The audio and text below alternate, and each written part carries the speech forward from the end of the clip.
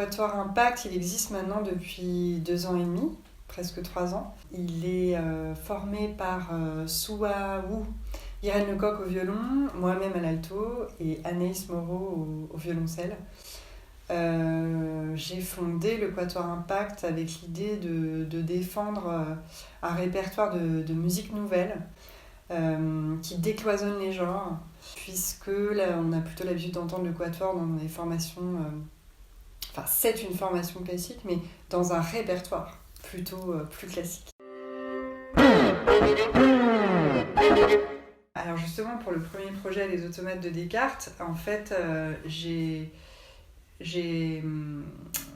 fait un travail, on va dire, de rassembler des pièces autour d'une même thématique, la mécanique du geste. Dans ce programme, il y a des pièces qui existaient déjà, notamment Nightmare for Jack de Natasha Dills, qui avait déjà été joué aux États-Unis par le Jack Quartet, le Study for String Instrument #1 de Simon Steen Anderson, avec qui je travaillais à l'époque à Darmstadt au sein d'un laboratoire en 2014, et je lui avais demandé si on pouvait le jouer à 4, et il m'a dit bien sûr, mais il avait imposé par exemple cette notion scénographique d'être au devant de la scène et du plus grand au plus petit pour avoir une vision graphique des archets, auquel j'ai décidé de rajouter des lumières par exemple.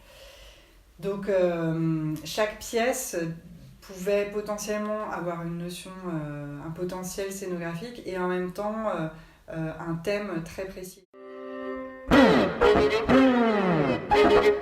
J'ai eu envie de faire appel à un compositeur pour avoir une pièce d'un seul tenant. Gianni était venu nous voir à la mise en circuit pour une sortie de résidence, et il avait vraiment eu cette réflexion que je commençais à avoir, à savoir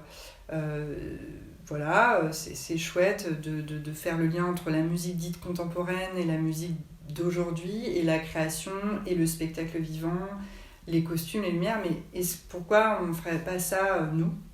Il a écrit des choses, des matériaux très précis, et ensuite on construit ensemble notamment la forme de la pièce, les enchaînements, et aussi en fait il a composé, c'est ça qui est intéressant, à partir de nos propositions, de nos matériaux. Dans les automates, il y a il y a vraiment des sortes de petites scénettes qui s'enchaînent comme ça, avec du déplacement, avec une mise en espace, une mise en scène.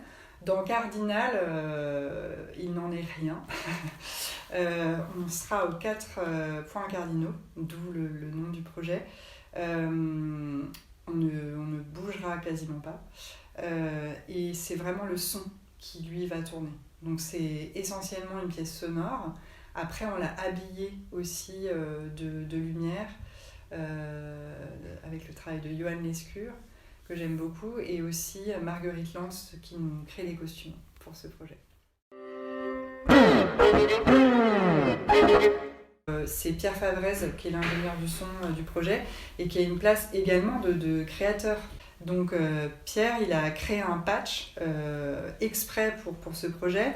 Donc le quatuor sera sonorisé en 8 points et le public sera placé au centre en immersion plongée sonore. Ce patch électronique permettra de faire évoluer les tableaux, et il a réussi en plus à nous séparer chacune, faire en sorte qu'on soit autonome entre guillemets dans le son, ce qui fait qu'il a une multiplicité de capacités sonores.